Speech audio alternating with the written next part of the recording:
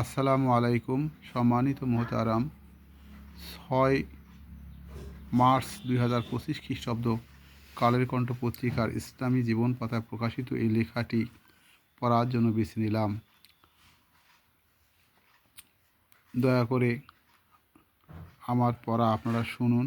ইনশাল্লাহ আমরা অনেক অজানা বিষয় সম্পর্কে জানার সুযোগ পাবো ইনশাআল্লাহ। জীবন ছিল প্রবর্তী নবীদের রোজা। লেখক রাহান আল ইমরান।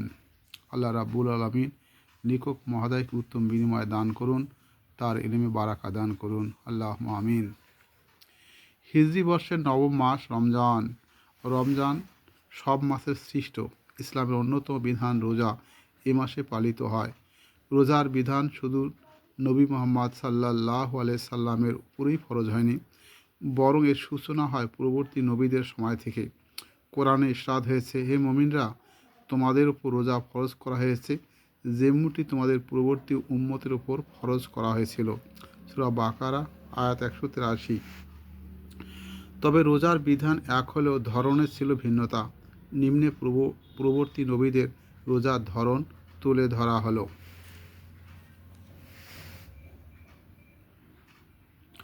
এক, আদম আলাইহিসসালামের রোজা। আদম আলাইহিসসালাম পৃথিবীর প্রথম মানব ও প্রথম নবী। তিনিই প্রথম রোজা পালন করেন। তার রোজা কেমন ছিল সে ব্যাপারে কোরআন, হাদিস ও ইতিহাস থেকে সুস্পষ্ট ধারণা পাওয়া যায় না। তবে তিনি যে রোজা রেখেছিলেন তা জানা যায়। আল্লাহ তাআলা আদম আলাইহিসসালামকে একটি নিষিদ্ধ গাছের ফল খেতে নিষেধ করেন, কিন্তু তিনি সেই গাছের ফল আহার করে ফেলেন। পরক্ষণে আল্লাহ তাকে সতর্ক করেন এবং পৃথিবীতে নামিয়ে দেন। এদিকে নিষিদ্ধ গাছের ফল দেহের রং পাল্টে দেয়, দেহ কৃষ্ণবর্ণ ধারণ করে। বিষয়টি আদম আলাইহিসসালামকে বিচলিত করে। তখন আল্লাহ তাআলা জিবরাইল আলাইহিসসালামকে প্রেরণ করেন। জিবরাইল আলাইহিসসালাম বলেন, আপনি কি চান আপনার দেহ শুভ্রতা ফিরে পাক? তিনি বলেন, হ্যাঁ জিবরাইল আলাইহিসসালাম, হ্যাঁ। জিবরাইল আলাইহিসসালাম বললেন, তাহলে প্রতি মাসে 13, 14, 15 তারিখে রোজা রাখুন। তিনি রোজা রাখা শুরু করলে প্রথম দিনে শরীরের 1/3 শুভ্র হয়ে যায়। দ্বিতীয়, তৃতীয় দিন একই পরিমাণ শুভ্রতা ফিরে পায়। তখন থেকেই তিনি এ রোজা রাখতে শুরু করেন। এ রোজার নাম রাখা হয় আইয়ামে বীজ। ফতুহুল বাড়ি। 2, নূহ আলাইহিস সালামের রোজা। তিনি ছিলেন প্রথম রাসূল তথা শরীয়তপ্রাপ্ত প্রথম নবী। তার নামই কোরআনে বর্ণিত হয়েছে।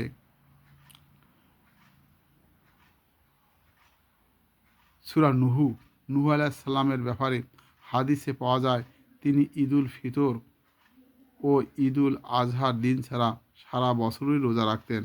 সুনানে ইবনে মাজাহ হাদিস 1714। 3, ইব্রাহিম আলাইহিস সালামের রোজা।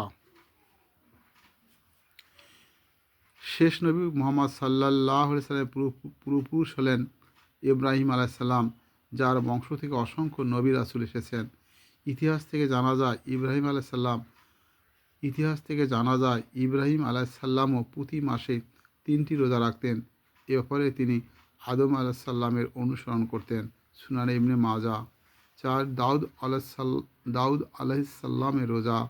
দাউদ আলাইহিস সালাম ছিলেন একজন নবী ও ন্যায়পরায়ণ শাসক। কোরআনে যাকে আল্লাহর প্রতিনিধি বলা হয়েছে, তার ওপর অবতীর্ণ হয়েছিল আসমানি কিতাব জাবুর। তার রোজার প্রশংসা করে নবীজি সাল্লাল্লাহু আলাইহি সাল্লাম বলেন, আল্লাহ তাআলার নিকট অধিকতর প্রিয় রোজা হচ্ছে দাউদ আলাইহিস সালামের রোজা। তিনি একদিন রোজা রাখতেন এবং একদিন রোজা রাখতেন না। সহিহ বুখারী হাদিস 3420। 5, সুলাইমান আলাইহিস সালামের রোজা।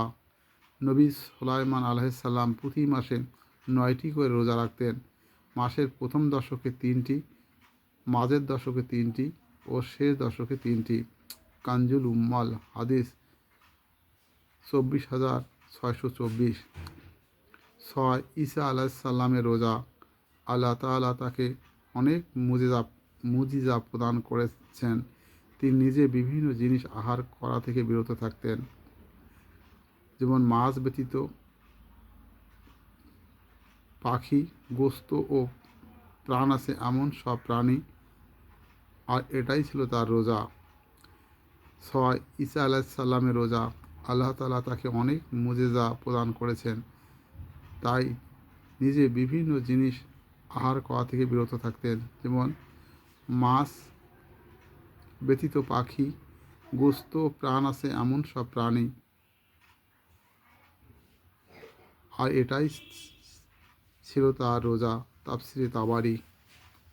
যেমন ছিল পূর্ববর্তী নবীদের রোজা। এই লেখাটি কালের কণ্ঠ পত্রিকার 6 মার্চ 2025 খ্রিস্টাব্দ ইসলামী জীবন পাতায় প্রকাশিত হয়েছে।